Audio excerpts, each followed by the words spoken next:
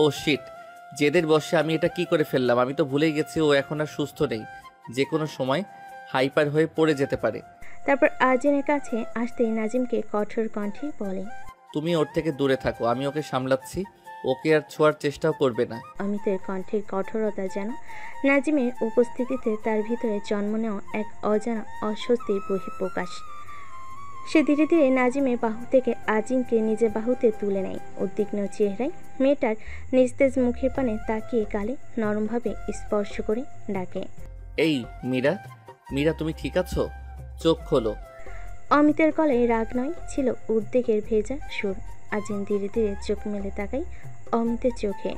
চারপাশে সব খোলা, শুধু অমিতের উদ্বিগ্ন মুখটাই যেন স্পষ্ট হয়ে ধরা দেয়। অমিত তখনও তাকে আগলে ধরে আছে। আজিম ধীরে ধীরে উঠে দেয়, অভিমানী হয়ে কাতর কণ্ঠে বলে, আমি ঠিক আছি, ছাড়ুন আমায়, মাথাটা একটু নড়ে উঠেছে, তাই পড়ে যাচ্ছিলাম। অমিত তখন ক্লাসরুমে চোখ ফেরায়, কণ্ঠে দুশ্চিন্তার তারা, তবুও নির্দেশ স্বরে বলে, এই কেউ একজন ডেস্কের উপর থেকে আমার পানির বোতলটা নিয়ে আসো তো। পিয়া ক্লাসরুমে ছিল। অমিতের কথাটা কানে আসতে সে বেঞ্চ ছেড়ে উঠে পড়ে। দূরে ডেস্ক হতে পানির বোতলটা নিয়ে এগোতে থাকে। তখনই নাজিম এগিয়ে সে বোতলটা তার হাত থেকে নিয়ে নেয়। নাজিম হয়তো নিজের দুশ্চিন্তা থেকে আজিমকে পানি দিতে চায়, কিন্তু হঠাৎ তখনই অমিত সরাসরি নাজিমের হাত থেকে বোতলটা ছিনিয়ে নেয়। তার চোখে তখন এক অদ্ভুত আজ। একটু পানি খেয়ে নাও। অমিত নিজে বোতলের ক্যাপ খুলে আজিমের পানে বাড়িয়ে দিয়ে বলে। আজিম স্তব্ধ হয়ে একবার অমিতের চিন্তার উষ্ণ চোখের পানে তাকায়। তারপর ধীরে ধীরে হাত বাড়িয়ে বোতলটা নেয়, এক ঢোক পানি খায়। পরিস্থিতি একটু স্বাভাবিক হলে অমিতের নির্দেশে আজিম আর নাজিম দরজার পান থেকে সরে ক্লাসরুমে ঢুকে পড়ে। পেছনের বেঞ্চে বসা পিয়া। আজিম পিয়ার পাশে বসার জন্য পিছনের পানে পা বাড়ায়। সে সময় পাশের বেঞ্চে মেয়ে দুটোর ফিসফিস কথা আজিমের কানে আসে। নাটক দেখলি? বলতে হয়, মেয়েটা পাক্কা অভিনেত্রী।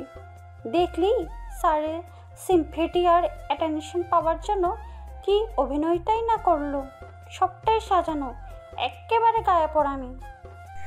আজিম কিছু বলে না, শুধু ধূসর চোখে একবার মেয়ে দুটোর পানে তাকায়। তারপর নীরবে পিয়ার পাশে গিয়ে বসে পড়ে। এদিকে অমিত এতক্ষণ দরজার পানে দাঁড়িয়ে আজিমের চলে যাওয়া দেখছিল। এবার সে নিজের জায়গায় এসে দাঁড়ায়। তারপর একবার তাকাই নাজিমের পানে, দেখে ছেলেটা আজিমের পানে তাকিয়ে আছে। আর তা দেখে বুকের ভেতরটা যেন রাগে পুড়ে ওঠে, ঠোঁট চেপে ধরে। তারপর সবাইকে উদ্দেশ্য করে নাজিমের পানে তাকিয়ে বলে, সবার দৃষ্টি যেন শুধু আমার দিকেই থাকে। আমি আমার ক্লাসে মনোযোগের অভাব সহ্য করব না। যে মনোযোগ দিতে পারবে না সে নিজ দায়িত্বে ক্লাস থেকে বেরিয়ে যেতে পারে। তার এই কথায় ক্লাসরুমে মুহূর্তে এক নিস্তব্ধতা নেমে আসে। তারপর অমিত পড়া শুরু করে দেয়। অমিতের পানে তাকিয়ে হঠাৎ পিয়া আজিমকে নিচু স্বরে বলে, আজরিন, একটা কথা বলি। আজিনও অমিতের পানে তাকিয়ে নিচু স্বরে বলে, বল। স্যার কি তোকে চিনে? আজিন একটু ভেবে উত্তর দেয়, না। তোর নাম কি মীরাও? আজিন এবার বিস্ময়কর হয়ে পিয়ার পানে তাকিয়ে বলে, তুই কি করে জানলি? আমার এই নাম তো বাড়ির লোক ছাড়া কেউ জানে না।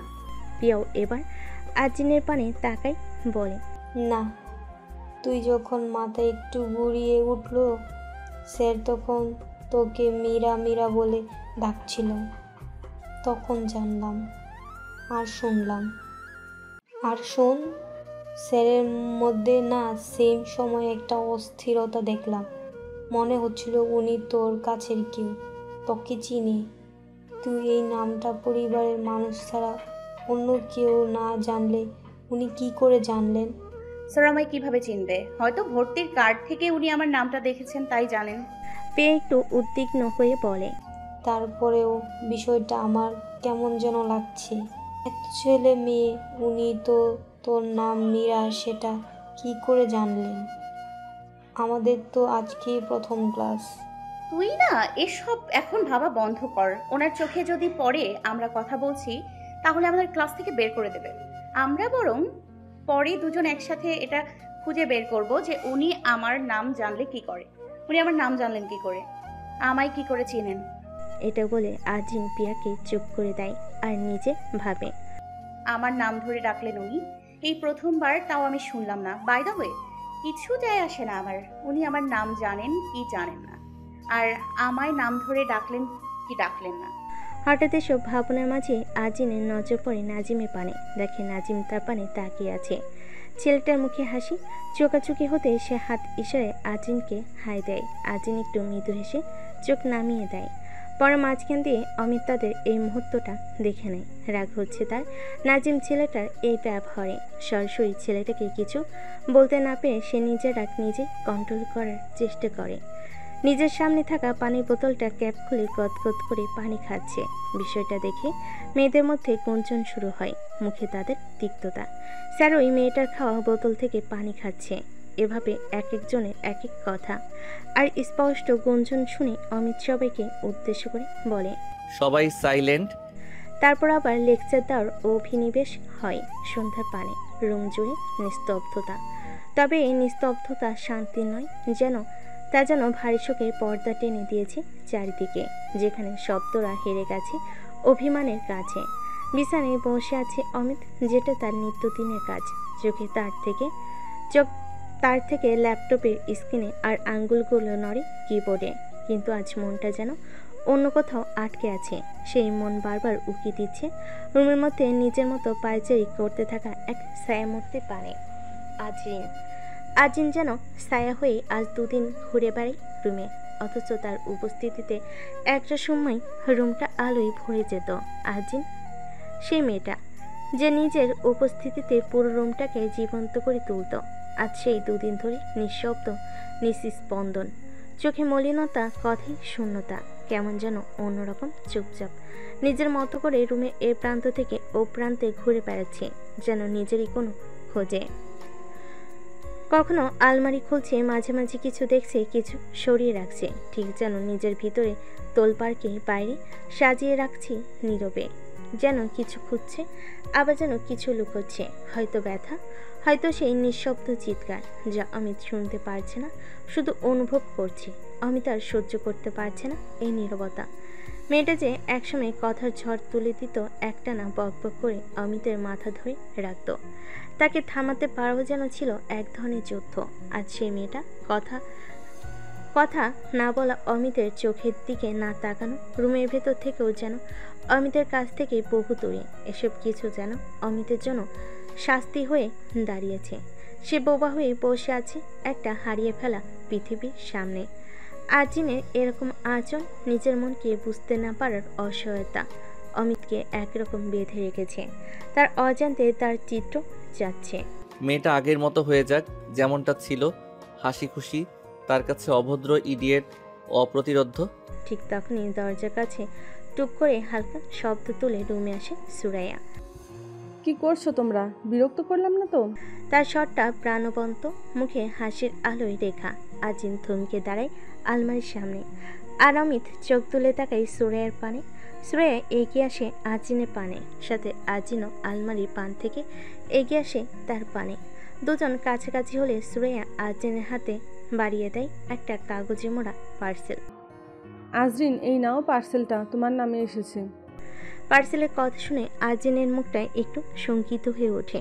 সে সুরাইয়ার হাত থেকে এক প্রকার হুম্বি করে পার্সেলটা নিয়ে নেয়। তার চেহারা দেখে মনে হয় অনেক ভারী কিছু ধরে আছে, সাধারণ কোনো বস্তু না। এদিকে সুরাইয়া আরও বলে, বিষয়টা কি অদ্ভুত আজরিন, তোমার পার্সেল তোমার নামে এসেছে, শুধু তোমার ঠিকানা আছে, যে দিয়েছে তার কোনো অস্তিত্ব নেই। মুখের হাসি আভে এনে আজিন বলে ওঠে, হয়তো যে দিয়েছে তার ঠিকানা দেওয়ার প্রয়োজন হয় নাই, তাই দেয়নি। কথাটা বলে আজিন পার্সেলটা হাতে করে ধীরে ধীরে পা বাড়ে আলমারি পানে।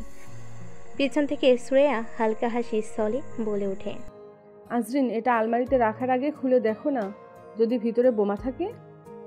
আজিন কিছু না বলে ঠোঁটে এক চিলতে হাসি টেনে নেয়, তবে সেই হাসির আড়ালে থাকা কষ্টটুকু স্পষ্ট, যা পড়ে সুরাইয়ার চোখে। বলে, আজরিন, তোমার কি মন খারাপ? কাল দুপুরের পর থেকে তুমি কেমন জানি অন্য আজরিন হয়ে উঠেছ, চুপচাপ, কথা কম বলো, মানে কেমন জানি। আজিন বলে, কি হবে আমার? আমি তো ঠিকই আছি। সুরাইয়া একবার অমিত আর একবার আজিনের পানে চোখ বুলিয়ে বলে, তোমাদের মধ্যে আবার ঝগড়া হয় নাই তো? আজিন কিছু বলে না। শ্রেয়া অমিতকে নিচু গলে বলে, এই ভাই, তুমি আবার বোনকে কি বলেছো? এদিকে আজিন ততক্ষণে নিঃশব্দে পার্সেলটা আলমারির এক কোণে রেখে ছোট্ট একটা রঙিন গিফট বক্স নিয়ে সুরেয়ার সামনে দাঁড়ায়। সুরেয়ার পানে সেটাকে এগিয়ে দিয়ে বলে, এই নাও তোমার জন্য। চোখ বড় করে বিস্মিত হয়ে বলে, গিফট আমার জন্য? কিন্তু কেন? আজ আবার আমার জন্মদিন না তো? না, আমার আজ কোনো স্পেশাল দিন। আজ কত তারিখ? সুরায়ের মুখে গিফটের কথা শুনে অমিত ততক্ষণে তাকায় সুরায়ের হাতের পানির গিফটটাই। আজিন এবার হালকা হেসে বলে, তুমি এত অস্থির হচ্ছ কেন? এমনি দিলাম। এমনি এমনি আবার কেউ গিফট দেয়? আজিন মৃদুস্বরে কণ্ঠে যেন নিজের খালি হৃদয়ে ঢেউ নিয়ে বলে, দিতে নেই? বড় বোনকে কি ছোট বোন এমনি কিছু দিতে পারে না? সুরায়া মুচকি এসে গিফট বক্সটা উল্টিয়ে পাল্টিয়ে দেখে নাড়াই চোখে খুশি, এক ধরনের খুশি ঝিলিক। এভাবে তাদের কথাই অল্প সময়ের জন্য রুমে একটু হাওয়া খেলে গেল। অমিত বিছানায় বসে, সে কিছু বলে না, শুধু কাজের চলে নিজেকে আড়াল করে। একটু পর হাসি ঠাট্টা শেষে সুরেয়া রুম থেকে বেরিয়ে যায়। তার পেছনে যেন আবার নেমে আসে সেই পুরনো নিস্তব্ধতা। মিনিট 5 পর আজিনও বেরিয়ে আসে, হাতে একখানা শপিং ব্যাগ, চোখে হালকা চা, মুখে এক গভীর অস্থিরতা। অমিত কিছু বলতে চেয়েও থেমে যায়, আর আজিন চলে যায়। রুমটা ফাঁকা হয়ে পড়ে। শুধু রুমটা নয়, অমিতের ভিতরটাও যেন সম্পূর্ণ ফাঁকা হয়ে গেল। আজিন চলে যাওয়ার অনেকক্ষণ হয়ে গেছে। রুমটা আগের মতোই শান্ত, নিস্তব্ধ, কিন্তু অমিতের ভিতরটা ঠিক সেই শান্ত নেই। এক অদৃশ্য ব্যাকুলতা তার বুকে ঢেউ তুলে দিয়ে যাচ্ছে। শুধু চোখ বারবার আটকে যাচ্ছে আলমারির দিকে, যেটাতে রাখা আজিনের সেই রহস্যময় পার্সেলটা। এক মুহূর্তে কৌতূহল এসে চেপে ধরে তাকে। কে পাঠালো এটা? এটার ভিতরে কি আছে? মেয়েটা এটা এখনো খুলে দেখছে না কেন? সুরাইয়া বলল পার্সেলটা যে পাঠিয়েছে তার ঠিকানাটাও নেই এতে। মেয়েটা মনে হয় আগে থেকেই জানে এটার বিষয়ে, তা না হলে ও পার্সেলটা পেয়ে একটু অবাক হলো না কেন? আমি কি আলমারি খুলে পার্সেলটা একবার হাতে নিয়ে দেখব? ভাবে তার মনে প্রশ্ন জমতে থাকে একটার পর একটা।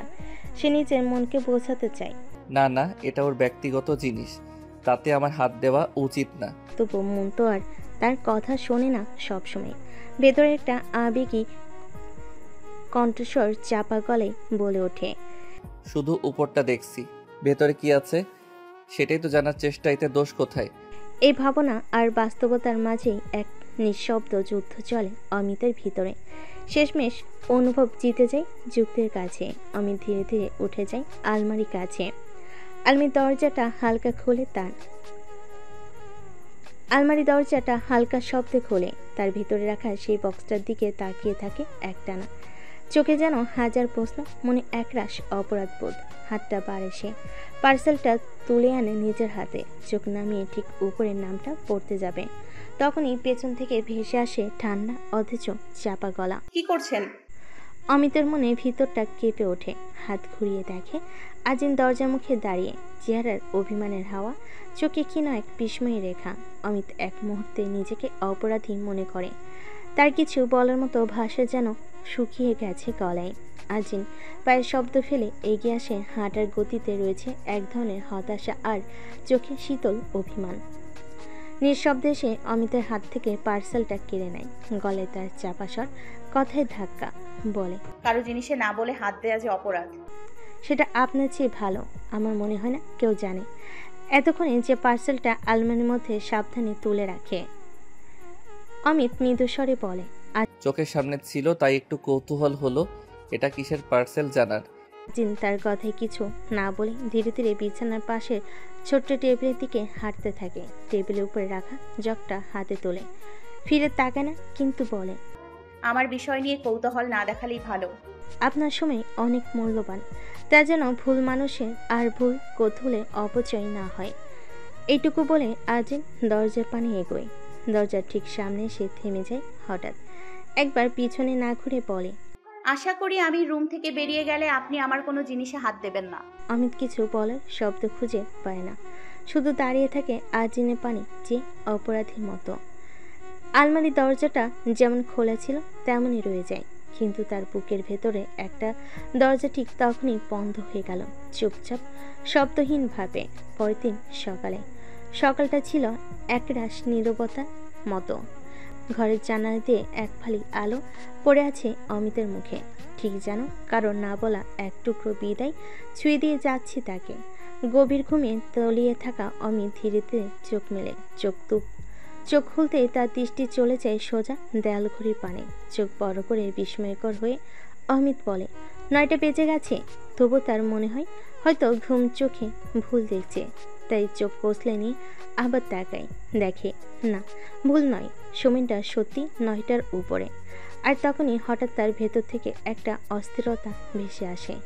বিছানায় সে হুড়মুড়িয়ে উঠে বসে, চুল এলোমেলো, চোখে ঘুমার এক ধরনের আতঙ্কের ছায়া। চোখ স্থির দেওয়াল ঘড়িতে, মুখে উদ্বিগ্ন স্বর। মেয়েটা আমায় ডেকে দিল না। আমার তো 9টা থেকে একটা ক্লাস ছিল আজ, এখন কি হবে? বলার সঙ্গে সঙ্গে সে সামনের পানে তাকে মোবাইল খুঁজে পিছনে বালিশের পাশে হাত বাড়িয়ে দেয়। ঠিক তখনই সে উপলব্ধি করে তার অনামিকার আঙ্গুলে কিছু একটা আটকে গেছে, একটা ছোট্ট ধাতব অনুভূতি। হাতের তালুতে মোবাইলের সঙ্গে অনামিকা আঙ্গুলে উঠে আসা সেই ধাতব বস্তুটা সে খুব সাবধানে সামনে এনে দেখে একটা রিং। কোমল আলোয় ঝিকিমিকি করে ওঠা সেই রিংটা যেন বেঁধে যায় অমিতের চোখে। চোখে তার বিস্ময়, ঠোঁটে থেমে যাওয়া নিঃশ্বাস। ধীরে ধীরে সে রিংটা আঙ্গুল থেকে খুলে নিয়ে সামনে ধরে, আঙ্গুলের উপর তুলে ধরে, আলোয় ঘুরিয়ে পিছিয়ে দেখে। কাপা গলায় আপন মনে বলে ওঠে, এই রিংটা, এটা তো সেই রিংটা, যেই রিংটা ভাটিয়ালি সানসেট পয়েন্টে আয়োজিত অনুষ্ঠানে মেয়েটা আমায় পরিয়ে দিয়েছিল। কিন্তু এটা এখানে এলো কি করে?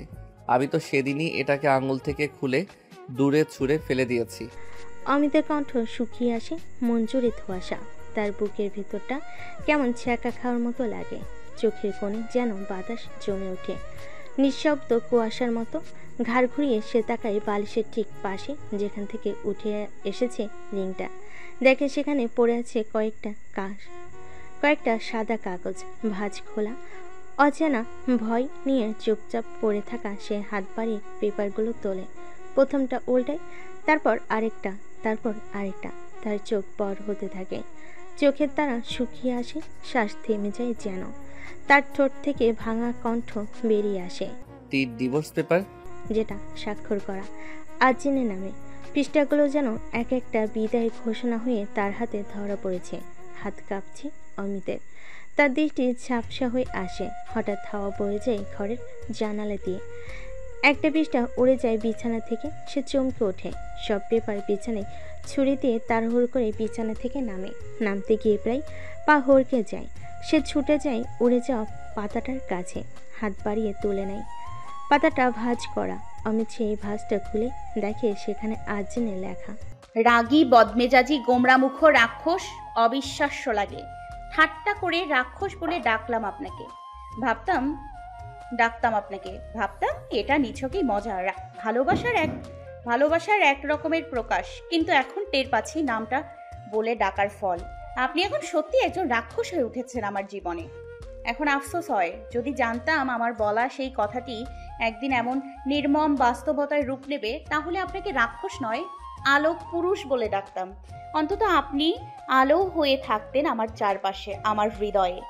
আজ আমি চলে যাচ্ছি, হ্যাঁ, আপনাকে কিছু না জানিয়েই হুট করে চলে যাচ্ছি। এখন এটা ভাববেন না যে আমি আপনাকে ভালোবাসিনি, বরং এতটাই গভীরভাবে ভালোবেসেছি যে এখন আর আপনার সামনে দাঁড়িয়ে নিজের সম্মান বিসর্জন দিতে পারছি না। জানেন কষ্ট কতটা গভীর হলে মানুষ কাঁদতেও ভুলে যায়? আমি এখন সেই গভীরতার প্রান্তে দাঁড়িয়ে আছি, নিঃশব্দ, নিঃস্ব, অথচ একটুখানি সাহস নিয়ে। আপনার কাছে আমি কোনোদিনই স্ত্রী হয়ে উঠতে পারিনি, ছিলাম শুধু এক টুকরো উপেক্ষা, অবহেলার এক নীরব ঠিকানা। তাই আজ আমি যাচ্ছি অভিমানে না, নিজের অস্তিত্ব রক্ষার জন্য, আর সেই ছোট্ট প্রাণটার জন্য যে আমার শরীরে নীরবে ধুকপুক করছে, যার এই পৃথিবীতে আসার আগমনে আপনি নাকি প্রস্তুত না। আমি কি প্রস্তুত ছিলাম? না। তাই বলে তাকে মুছে ফেলার কথা চেয়েছিলাম ও যেন পিতৃহীন না হয়, জন্মের আগেই। তাই আপনার কাছে সময় চেয়েছিলাম ওর না আসা পর্যন্ত।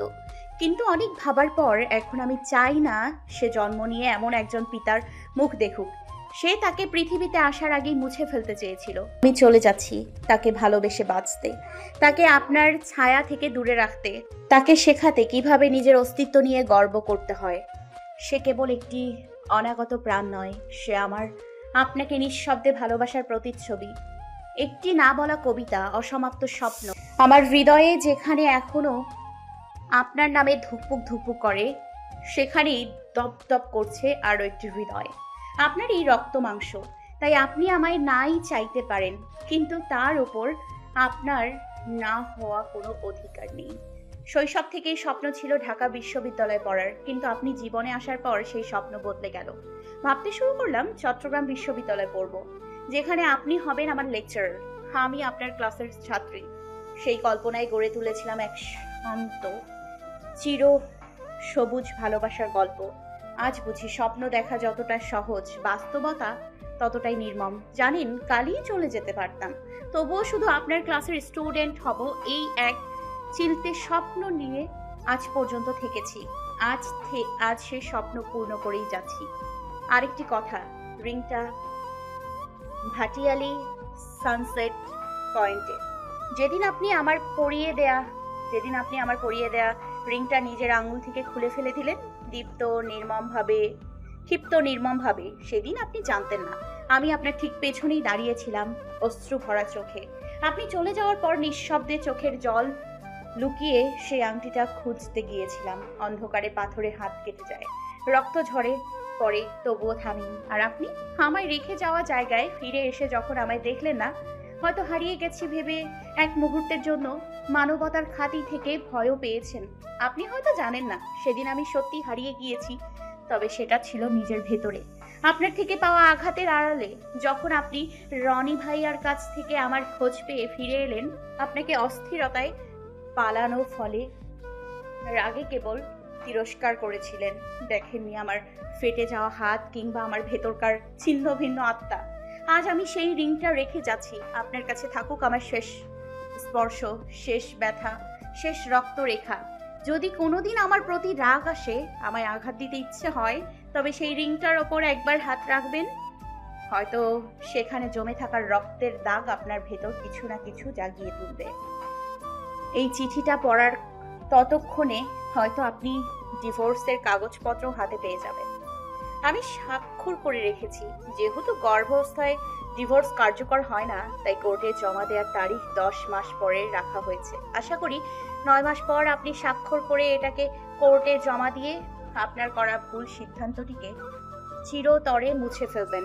আর হ্যাঁ, আপনি আমাকে হয়তো খুব শীঘ্রই ভুলে যাবেন, তবু যদি কোনো এক রাতে নিঃশব্দে বুক ধরফর করে ওঠে আর আয়নায় চোখের নিচে কালি দেখে যদি অস্থির হয়ে ওঠেন, তবে জেনে নেবেন আমি আর আপনার ছায়া বহন করি না। বিদায় মিস্টার শিকদার, আমার সমস্ত ভালোবাসা আর আত্ম মর্যাদা নিয়ে আজ আমি চলে যাচ্ছি।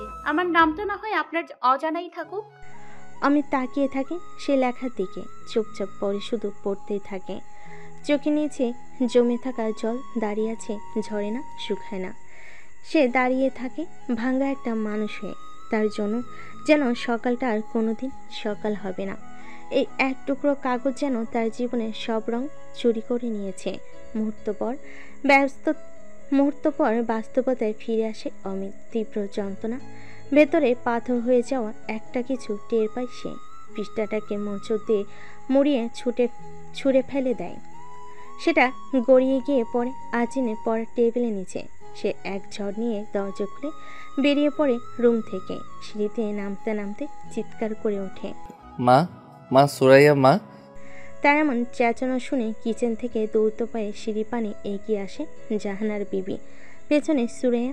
জাহানার বিবি ছেলের সামনে সে উদ্বিগ্ন চোখে বলে, কি হয়েছে বাবা, এমন করে ডাকছিস কেন? অমিত উত্তেজিত গলায় বলে ওঠে, মা, ওই মেয়েটা কই? জাহানার বিবি চোখ কুঁচকে বলে, কোন মেয়ে বাবা? মীরা।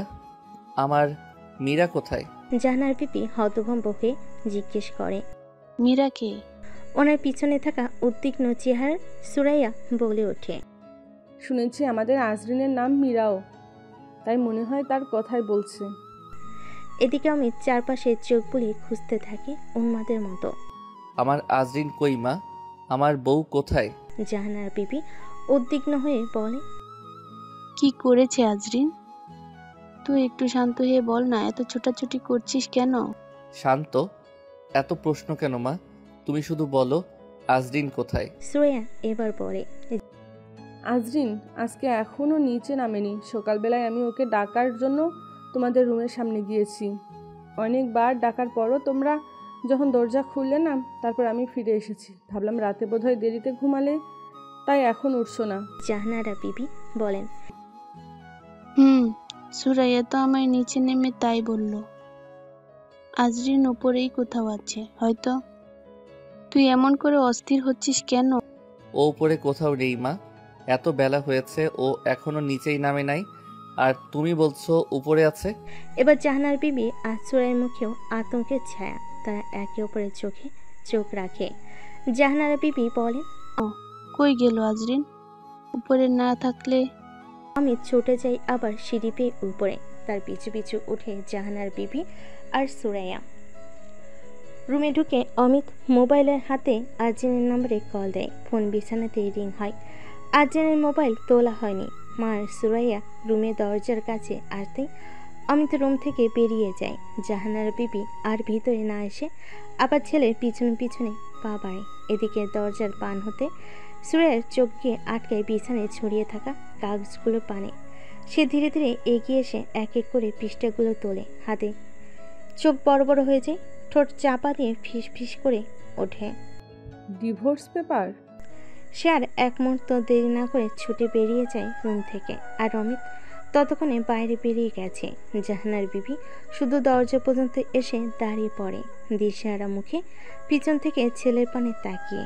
এদিকে সুরাইয়া সিঁড়িতে নামতে নামতে চিৎকার করে, মা, মা, এদিকে আসুন, দেখুন কি পেয়েছি। জাহানার বিবি ছুটে এগিয়ে আসেন। সুরাইয়া পেপারগুলো ওনার হাতে পানে বাড়িয়ে দেয়। চোখ বুলিয়ে নিয়ে জাহানার বিবি স্তব্ধ হয়ে যান। শুধু উদ্বেগের চেহারা নিয়ে চোখ তুলে সুরাইয়ার পানে তাকিয়ে কাপা গলায় বলেন, ডিভোর্স পেপার? তখনই যেন ওনার বুকটা কেঁপে ওঠে। একটা ধাক্কায় তিনি বসে পড়েন পাশে থাকা সোফাটায়। মুহূর্তেই বাড়িটা নিঃশব্দ অথচ হাহাকারে ঝড়ে ভরে ওঠে। জাহানার বিবির কথায় সুরাইয়া ফোন থেকে কল করে আর্জেনের পরিবারের লোকজনের কাছে। আর খবরটা ছড়িয়ে পড়ে আগুনের মতো। দুটো পরিবার জুড়ে নেমে আসে এক অদ্ভুতপূর্ব অস্থিরতা। সময়ের কাঁটা এগিয়ে যায়, দিন বদলে যায়। দুদিন শেষ 3 দিন হয়ে গেছে, কিন্তু এখনও আর্জেনের কোনো খোঁজ মেলেনি। আর্জেনের বিষয়ে পরিবারে কেউ পুলিশে জানাতে নারাজ, কারণ নিখোঁজের চেয়ে এটা ছিল আর্জেনের নিজ ইচ্ছায় কোথাও চলে যাওয়া। রাতে ঘুম আসে না কারোরই। সবার কাছে আর্জেনের চলে যাওয়াটা নিজ ইচ্ছায় মনে হলো অমিতের সাথে। রনিও জানে এটা অভিমানে চলে যাওয়া। তাই আর্জেনকে বাস স্ট্যান্ড, রেল স্টেশন সহ সব জায়গায় খুঁজতে অমিতের সঙ্গ দেয় রনি। কিন্তু কোথাও তার কোনো ছায়ার খবরও পাওয়া যায় না, না কোনো আত্মীয় স্বজনের বাড়ি থেকে। এদিকে সুরাইয়াও ভিতরে ভিতরে ভেঙে পড়ে। আজ 2 দিন। সকালে উঠে সে কিচেনে গিয়ে ভাবে, আজ যদি আর্জেন থাকতো। সন্ধ্যায় আমাদের সবাইকে গিফট দিয়েছে। যদি জানতাম এটা তার চলে যাওয়ার ইঙ্গিত, তাহলে ওকে কখনোই যেতে দিতাম না। আজ জাহানারা বিবি ভোরে অমিতকে দোতলার সিঁড়িতে বসে থাকতে দেখে চোখে খালি দৃষ্টি, হাতে এক গাদা কাগজ, ডিভোর্স পেপার। কিন্তু তিনি ছেলেকে কিছু না বলে তাকে তার মতো থাকতে দেয়। উপরে প্রকাশ না করলেও তিনি ভিতরে বিশ্বাস করেন নিজের ছেলের ভুলেই মেয়েটা আজ এমন সিদ্ধান্ত নিয়ে নিখোঁজ। এভাবে দিন গড়ে সপ্তাহে। বিকেলে অমিত হঠাৎ আর্জেনের খাতাগুলো খুলে দেখে, সেখানে একটা পাতায় ছোট্ট করে লেখা, কখনো কখনো মানুষকে ভালোবেসে দূরে চলে যেতে হয় তার মঙ্গল চেয়ে। ভালোবাসা মানে শুধু ধরে রাখা না, ভালোবাসা মানে নিজের কষ্টে থেকে কাউকে মুক্তি দেয়া। এই কথাটুকু অমিতের বুকটা চিরে ফেলে। তখন সে বুঝে আর্জেন শুধু ক্ষণিকের জন্য জানি, সে সত্যিই গেছে চিরতরে অমিতের চেয়ে ভালো। অথচ অমিতের ভালো চেয়ে অমিত আজ তাকে ছাড়া ভালো নেই। আকাশে আজ পূর্ণিমার চাঁদ। চারপাশে নরম জ্যোৎস্না ছড়িয়ে আছে, কিন্তু অমিতের মনে যেন অন্ধকার। ছাদের এক কোণে দাঁড়িয়ে রেলিং ধরে সে চুপচাপ চাঁদের দিকে তাকিয়ে আছে। মনটা ভারী, চোখে লুকানো কষ্ট। চাঁদটাকে দেখে যেন তার আর্জিনের মুখ মনে পড়ে, নরম, শান্ত আর খুব চেনা। হঠাৎ গলায় আটকে থাকা কথাগুলো চাঁদের উদ্দেশ্যে মৃদুস্বরে বলে, সেদিন আমার উচিত ছিল স্বামীর অধিকার খাটিয়ে তোমার পার্সেলটা দেখার। আমি জানি ওই পার্সেলের পিছনেই লুকিয়ে আছে তোমার যাওয়ার রহস্য। কে তোমার কাছে আমার থেকেও বেশি আপন হয়ে উঠল যে সে জানে তুমি কোথায় আছো, অথচ আমি জানি না। তুমি কিন্তু চাইলে থাকতে পারতে। একটু সময় দিয়ে আমার চোখের ভাষা বোঝার চেষ্টা করে আমার না বলা কথাগুলো একটু শুনে নিয়েন। সেদিন হয়তো আমার কথাগুলো এভাবে বলা ভুল ছিল, কিন্তু তার পিছনে লুকিয়ে থাকা সত্যটা দোটানা। সেটুকু তো বোঝার জানার চেষ্টা করতে পারতে। মানলাম আমি তোমার জন্য রাক্ষস হয়ে উঠেছি, কিন্তু তুমি কি হতে পারতে না সেই একমাত্র মানুষ যে সব ভুলে সয়ে হৃদয় দিয়ে ভালোবেসে থাকে চিরকাল পাশে? ভাই পাগল হয়েছো, ভিজে গিয়েছো পুরো। অমিত মাথা তোলে না, নিশ্চুপ দাঁড়িয়ে থাকে। রনি তার কাঁধে হাত রাখে, জোরে না, আলতো হাত, বরং আলতো হাত। চলো নিচে, এভাবে ভিজলে অসুস্থ হয়ে যাবে। আজরিন ফিরে আসবে ভাই, তুমি একটু বিশ্বাস রাখো। ওর সাথে শুধু তোমার না, আমারও অনেক দেনা পাওনা বাকি। একটা দায়িত্ব দিয়েছি আমি ওকে, সেটা পালনের জন্য হলেও ওকে আসতে হবে। চলো নিচে যাবো। অমিত নিঃশব্দে মাথা নাড়ে। দুজন ধীরে ধীরে নিচে নামতে থাকে। পেছনে পড়ে থাকে ভেজা ছাদ, বৃষ্টিতে থরথর করা বাতাস, আর মেঘের আড়ালে ঢেকে যাওয়া এক একাকী পূর্ণিমা চাঁদ, যার আলো যেন আর্জিনের ভালোবাসার মতোই মেঘে ঢাকা পড়ে গেছে, কিন্তু এখনো নিভে যায়নি। এভাবে আর্জিনবিহীন হয়তো ঘড়ি কাটা দিন, সপ্তাহ, মাস, কোনো কিছু থেমে নেই, শুধু থেমে গেছে অমিতের জীবন। আর্জিন চলে যাওয়ার পরে দিনগুলো অমিতের জন্য যেন এক গভীর অন্ধকারে ডুবে যাওয়া সময়। ঘুম থেকে জাগার না জাগার মাঝে পার্থক্যটাই যেন মুছে গেছে। প্রতিটা সকাল তার কাছে শুধু সূর্য ওঠা না, বরং আর্জিনের অনুপস্থিতির নির্মম ঘোষণা। জানালার পর্দা ফাঁক করে আলো যখন রুমে ঢোকে, তখন অমিতের বুকের ভেতর মোচড় দিয়ে ওঠে। আলো আসে, কিন্তু আর্জিনের গলায় সেই উষ্ণ ডাকে সে আর জাগে না। বিছানায় উঠে বসেও সে যেন শূন্যতায় ডুবে থাকে। আগে যে রুমে আর্জিনের শব্দে, তার হাঁটার ধ্বনিতে, তার বকবকার হাসির ছোঁয়ায় জীবন ছিল, সেই রুমটায় এখন যেন একটা কবরখানা। আর্জিনের ব্যবহার করার প্রতিটা জিনিস যতবার অমিত দেখে, ততবারই তার বুকের ভেতরটা তীরের আঘাতের মতো ক্ষত হয়, কানে বাজে। আর্জিন চলে যাওয়ার আগে অমিতের তার মুখ থেকে শোনা সেই শেষ কথাগুলো, আশা করি আমি রুম থেকে চলে গেলে আপনি আমার জিনিসে হাত দিবেন না। সেই কথাটাই অমিতের বুকের ভেতর অদ্ভুত একটা চাপ তৈরি হয়, যেন কেউ বুকের উপর পাথর বসিয়ে দিয়েছে। খাবার টেবিল তার জন্য এখন যুদ্ধের ময়দান। প্লেট ভর্তি খাবার, কিন্তু খিদে নেই। প্রতিবার খাবার সামনে এলে অমিতের মনে হয় আর্জিনের উপস্থিতি ছাড়া খাবারগুলো পানছে। নিঃস্ব অভিশব্দ। রাতে ঘুম আসে না, বিছানায় শুয়ে কেবল সিলিংয়ের পানে তাকিয়ে থাকে। ভাবে যদি আগলে রাখতাম, যদি অবহেলা আর একটু কম করতাম, যদি নিজের মনে অনুভূতিকে বোঝার চেষ্টা করতাম। এই দিনগুলোই অমিতার কারোর সঙ্গে ঠিকভাবে কথা বলে না, পরিবারের সবার কাছ থেকে নিজেকে গুটিয়ে নেয়। সবই বুঝে গেছে, অমিতার আগের মতো নেই। সে এখন নিঃস্ব, একা, ভাঙ্গা এক পুরুষ, যে নিজের ভুলের ভারে চুপ হয়ে গেছে। আর্জিনের সব কিছু যেন অমিতের রুমে স্মৃতির কারাগার তৈরি করেছে। সে জানে না আর্জিন কোথায় আছে, কেমন আছে, বা আদৌ ফিরবে কিনা, কিন্তু সে জানে এই না ফেরার অপেক্ষা তাকে কুড়ে কুড়ে খাবে, যতদিন না শেষ নিঃশ্বাস ফেলে।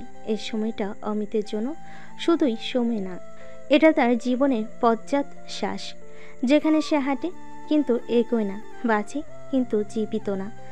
আর্জিন শুধু চলে যায়নি, রেখে গেছে এক অসমাপ্ত গল্প।